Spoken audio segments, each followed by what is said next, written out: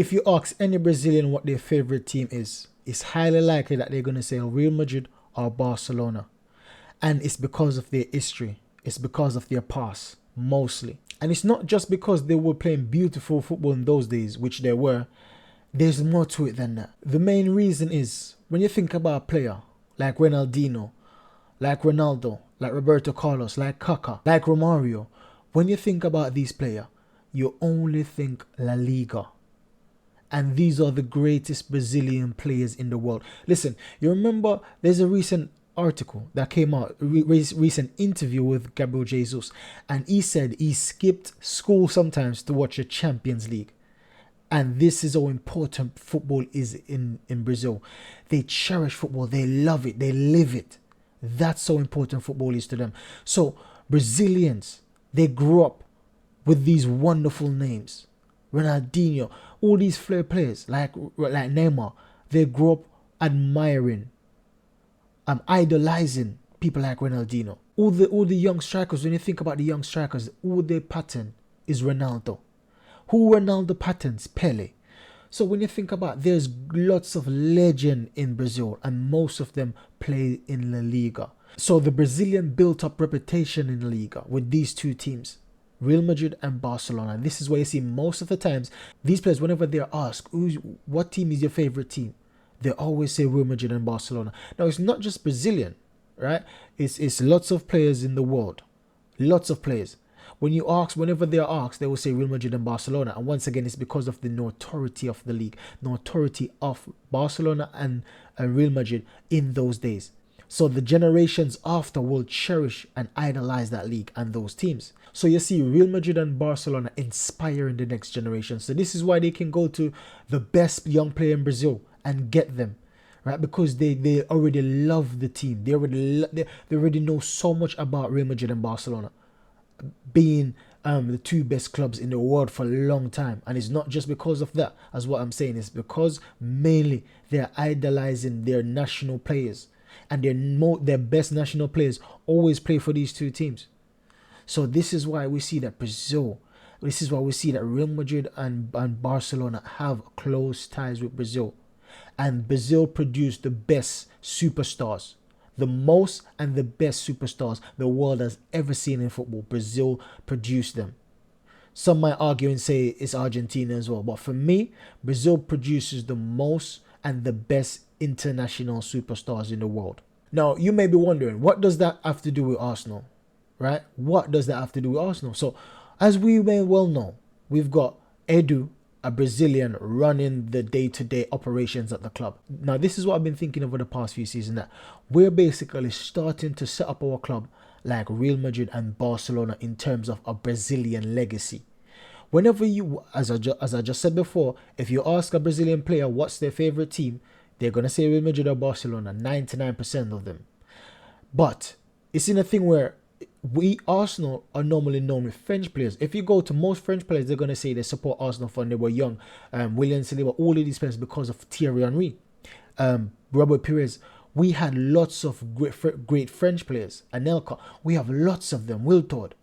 So we are known for the French. So this is why most of these French players, they idolize Thierry Henry, they idolize Patrick Vieira, they idolize Robert Pires, and they look up to them. So this is why in return they support Arsenal. So we've got France luck right now in terms of Premier League, in terms of Premier League support. Now, we want to go international. We don't want to stick in Europe. We want to go to the Americas. We want to go to the Americas. We want to go to South America, the biggest country, the biggest nation, footballing nation in South America. That's where we want to get to. This is what we want to. We want to inspire the next Ronaldinho, the next Neymar. This is what we want. You understand? Now, the last time Edu went on a trip like this, he came back and we got Marquinhos. And this is why we see that we've been linked with a new player now. It's called Andre. Now, once again, Arsenal already have three Gabbies in our team, right? We already got 3 Brazilian. But we tried to get a right winger, which is Rafinha. Surprise, surprise. What did Rafinha say? He wanted to go to his dream club. Who's that dream club? Barcelona. Prove my point and case. Case and point. Point and case. So this is it, that we tried to get Rafinha. He went to Barcelona, his boyhood club, dream club. We tried to get David Luiz. We didn't quite get him. So that's 5 players. 5 Brazilian players we tried to lock down in our first team. We'll also sign Marquinhos, which it's not quite working out as yet, but there's a future that is still young. So you can see that we're trying to mold the team into a Brazilian legacy. This is what I'm understanding. We're recruiting young players from Brazil, as well as we're trying to get the best ones around our vicinity, right? That we can get. So I understand that we are building a legacy for to inspire the next generation of Brazilian. And for me, that's very, very, very important, because when we see Neymar, if we had inspired the Brazilian youth in Neymar's generation, Neymar would want to come to Arsenal. So if Neymar grew up in an era where most of our best players or our best players were Brazilian, then that would have inspired Neymar. So this is where I understand that Edu and Arteta, they're targeting this. They're targeting the next Brazilian generation. So for me, I love to see it, because once I've said, as I've said, we've got France unlocked. So now it's just Brazil. And these are the two best nations for me in football right now. France, always producing top talent, top young talent. And Brazil. And you can see that England is starting to have great players as well, great young players. So, and we have that. We've got Bukayo Saka, we've got Emil Smith-Rowe. Now we're seeing Smith-Rowe has been linked with an exit, but I can't see him leaving right now. Even though I know he needs some game time, but I can't see him leaving right now. So we've got Saka, Smith-Rowe, we've got Lewis Skelly coming through, we've got Nwari coming through, we've got lots of young English talent coming through. So you remember what Arsene Wenger tried to do, and this is what I said, I always see what Wenger tried to do, and I respect him for it. But I think he was too stubborn at the end of the day. It wasn't working with the young English core or British core. So I think that he should have extended his reach to go to, say for example, the best of the 5 English young talent, the best 5 French young talent, the best 5 Spanish talent, and then have a nice diverse group of international players, and then you can build from there of the best young players in the world. But he was so stubborn. He was trying to do the British core, and I think that's one of the things that's basically ended him, because he could have carried on as manager. He's still very technical. He's still very brilliant. He's still a manager, so he still has the potential even now. But I think one of the things that let him down is that Arteta is not making that mistake. As you see, we've got William Saliba, one of the best centre back in the world. Is French. We see Gabriel, even though he's in his mid-20s right now, he's still one of the best in the world. Gabriel Martinelli, one of the best. Bukayo Saka, one of the best. English, Brazilian, French. Midfield, Declan Rice, one of the best midfielders, English. So we see we got loads of young good players. So we got lots of young talent in the team right now, and it's mostly English, French, and Brazilian. And for me, this is what Wenger should have been doing a long time ago. And I love that Arteta is finally catching on and doing things like this. And it's all credit to Edu. I might add, I give Edu credit for this one, because we normally give the manager the praise, but we have to understand what goes behind the scene. Especially Edu was on the board for the national team previously. So Edu comes with lots of credential, comes with lots of links and lots of accreditation. So I believe that Edu should be getting a bit of praise right now. So we're going to talk a bit about Andre, right? We're going to do a player scout into Andre. All that being said, we're going to take a look into Andre, because now we're getting linked to the next Brazilian, Andre, right? And he's a centre mid. He can play centre mid and he can play defensive mid. He's 22 years old, so he's quite young. He's fresh. And when you look at it, Partey is basically old right now. Partey is in his 30s. So, and Partey is injury prone. He's always injured and he's old. I want you to answer this question in the comment below. Would you sell Partey right now? Would you sell him in the January transfer window or in the summer, looking to recuperate as much money as he can? Or would you leave him in the team till his contract runs out and expire? Basically being around the team, encouraging the younger players and things like that, even though he's injury prone, knowing that he might get injured for the next 5 times since before your contract runs down, right? What would you do in that situation? Personally, I will have Partey in my team. I will have him there because I still think he has a lot to offer in terms of knowledge. He still have a lot to play in terms of his abilities. Play. There's no one like Partey. Declan Rice is very good, but he can't play like Partey. Declan Rice doesn't play the Partey role for me. Declan Rice is more of a combative midfield. He's a more like a dominant midfield. aggressive. But Partey is a skillful midfielder. He's skillful. He's got vision, top quality vision, and his passing range is excellent. So for me, Partey is different from Declan, and I would love to see them playing together in the midfield against the biggest teams in the world, because I believe that they will make teams look silly together. This is how much I believe in Partey. However, that being said, I would get Andre in, and when we're going to check the stats in a minute, and we're going to see that Andre plays similar to Partey in certain ways. They play similar, but Andre is a short player, and I believe that sometimes I think that we need more agility in midfield. We need more creativity in terms of ball carrying. Partey is very good at it. Declan Rice is very good at it. But I need to see a smaller player, a more player that is swift, that can turn, that can switch, that can get the defensive mids or defenders of opposition teams off balance. I want to see that, because we see that we had that with Coquelin, we had that with Santi Cazorla. We haven't had it since. So for me, he plays a bit like David Luiz and Douglas Luiz, I should say, and I love Douglas Luiz.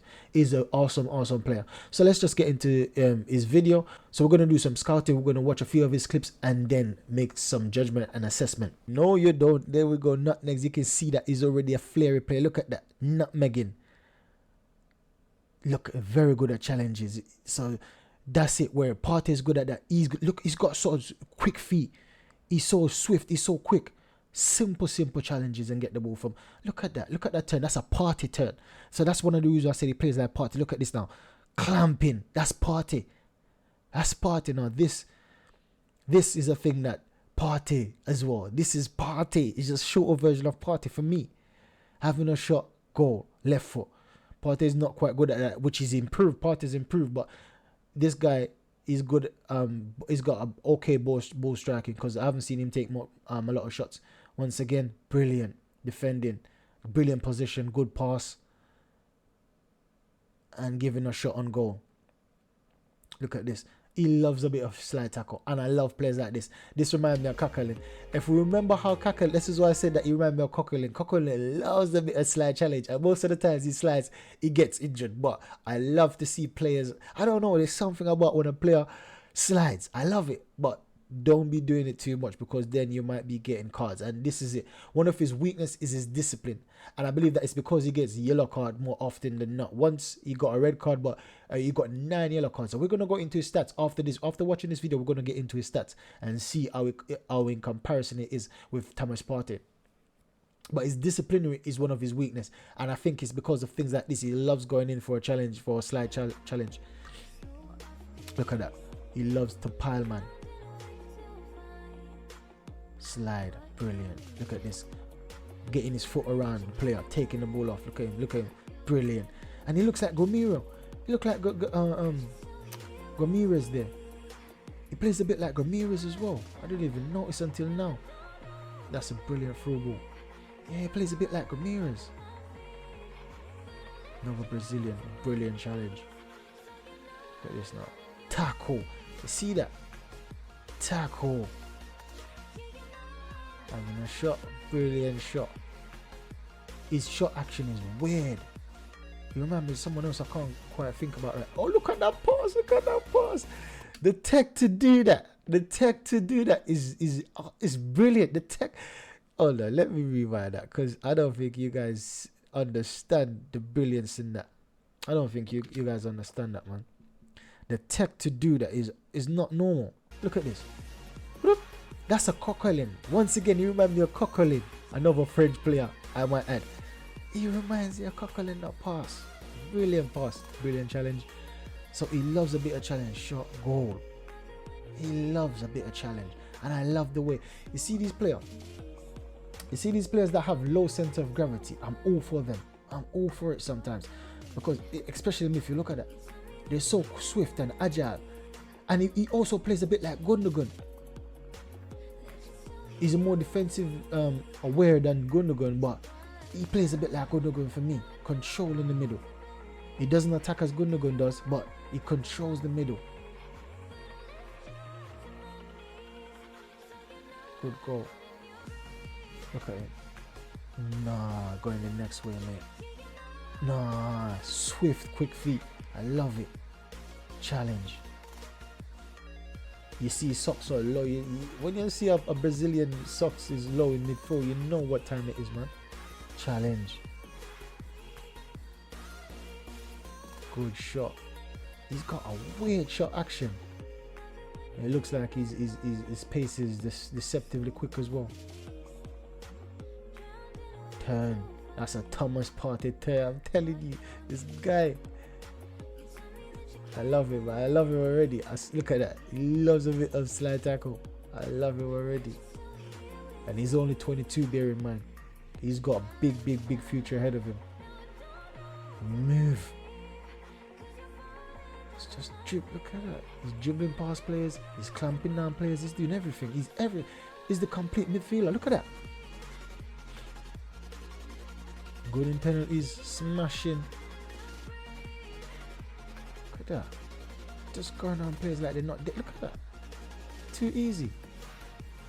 Clamping. Got the ball. Get off it. Get off it. Switch. Good range of... Oh! He's got good range of passing. He's got defensive challenges. He's got clearance. He's got interception. He's got brilliant ball passing. He's got brilliant touches, brilliant control. You can see that he's quite tech because I see him piling people out 2-3 times in a few clips. I seen him piling people out, and it's so easy, effortlessly as well. It's not like he's overdoing it. It's just effortless. Like he plays like Jesus in midfield. He plays like Jesus in midfield. These Brazilians, they're so techy. I love it. So this is the player that we've been linked with, and so this is the player we've been linked with today, and before Andre. And before we close off the video, we're just gonna take a look in on his stats. So he's a Brazilian international. He's 22 years old, born in July. He wears the shirt number 7. That is right-footed. A few minutes ago, I said that his weakness is disciplinary, and we can see that it's because of his challenges. Oftentimes, you're going to get a few yellow cards because you slide tackle. Especially now, some people might say, oh, that's only in the Brazilian league. But sometimes we see most players leave from Brazil. Look at Neymar. Left from Brazil in the league, went to Spain, mad it up. All of these players that I've mentioned before, all these Rivaldo, Ronaldinho, all of these players, Ronaldo, Roberto Carlos, all these players, they left and went straight to La Liga. Now, when you look at it, there's not a lot of Brazilian that comes to England, right? Because they don't respect the way English football play. But we're Arsenal trying to change things. We play the best football in England. We play Arsenal, right? And at the forefront, we've got the 3 best Brazilian in the league. And that's only going to spell good things for the future of our Brazilian legacy. Now, to take a look at his heat map. Now, the top heat map is Thomas Partey. The second one is Andres. And we see that Partey is like, he's got a reddish area around the right hand side. Mostly on the right hand side. He loves to play on the right hand side.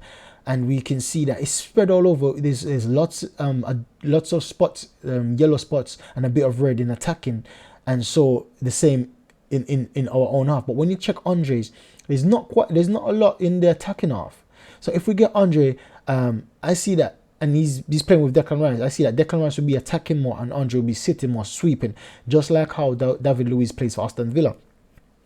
Now, and Andre mostly play on the left hand side. You can see that that's a dominance.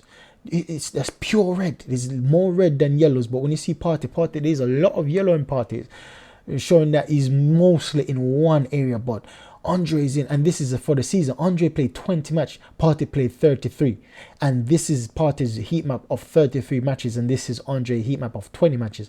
So you can see that Andre's heat map looks more fuller, it looks more fluid than Partey's. It looks like an overall complete midfielder in every position in that midfield area, attacking mid, centre mid, defensive mid, and even in the wing backs area. You can see that he's got lots of dark orange areas in both left back and right back, and centre back area. You can see there's a lot of red there. So you can see that he's everywhere on the pitch, and that's one of the things I realized instantly about this guy. Now, this is a comparison of the assists. So we can see that the one on the left is Andre and the one on the right is Partey. So expected assists, Andre has 1 per match, Partey has 2.36. And the reason why I'm comparing Andre to Partey is because it's more likely if Andre comes in, he's going to be a Partey replacement, because we see that Declan Rice just came in. He's younger, and he's almost the same age, 2 years younger than Andre, or 3.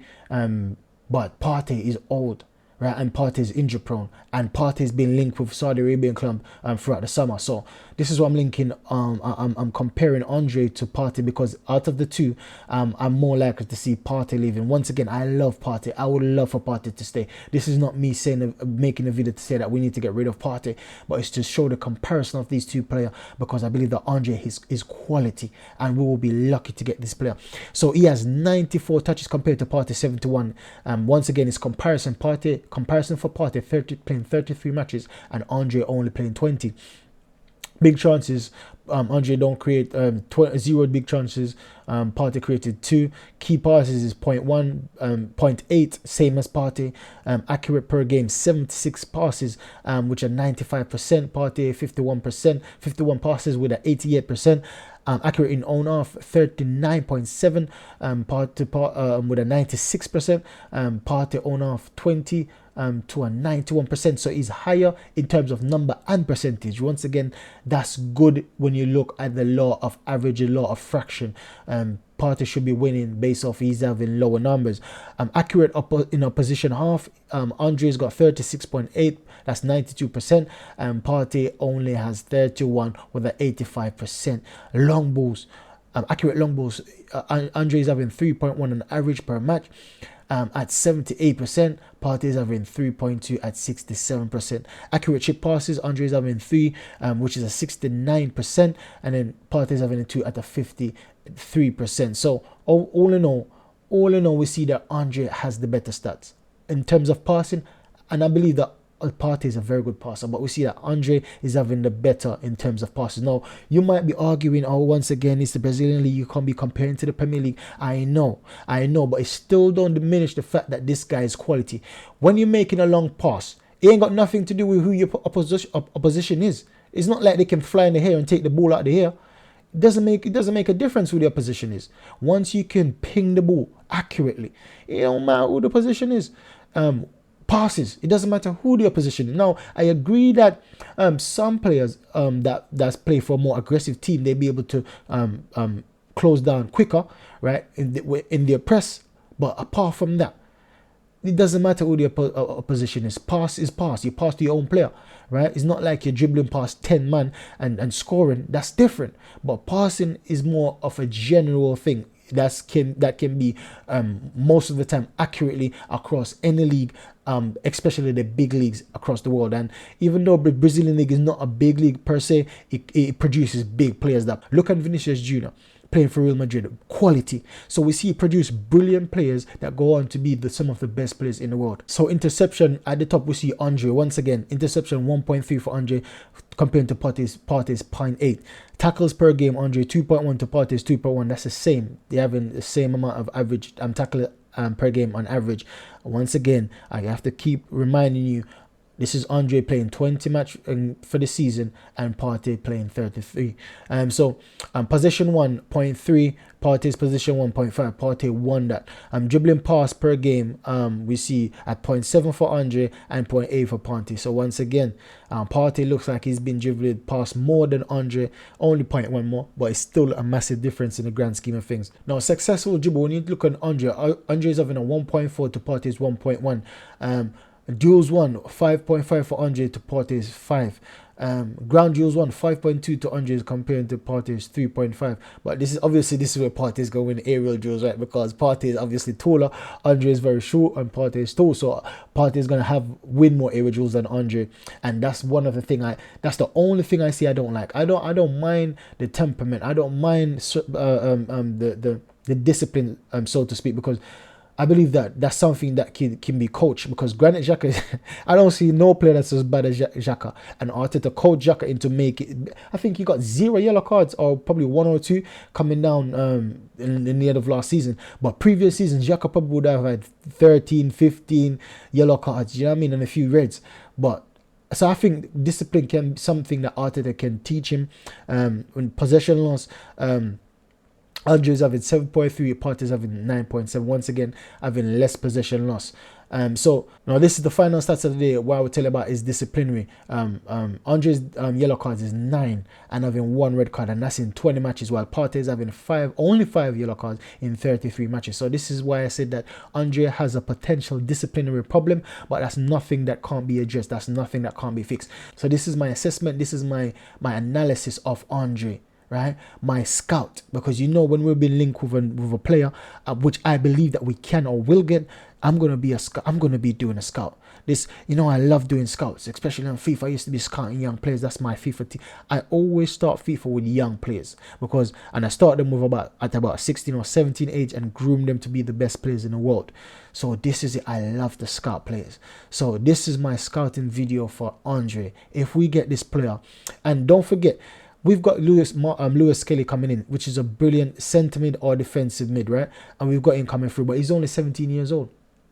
Andre is 22. That's a 5 gap difference. Now, when you check Partey is 30, which is an 8 gap difference. So when Partey retire, we have Andre. Now, when Andre, basically in 5 years' time, when Andre reached 27, Skelly is only going to be 22. And so we've got the right passageway, we've got the right ladder for these young players coming through, right? And we've got the experienced Partey, and then we've got the mid-tier, which would be Andre, and then we've got the younger player coming through that will take over that position and then be the number 2 in that position, and then so on and so on. So that's the video there. And then, guys, make sure you smash the like button. I hope you enjoyed this video. Make sure to smash the like button, leave a comment below, let me know your thoughts, let me know what you think about Andre, let me know if it's a player that you would like to see in the Arsenal team. And also, if you're not already subscribed, make sure you hit the subscribe button. Help me on my journey to 100 subs. Catch you in the next video, guys. Goodbye.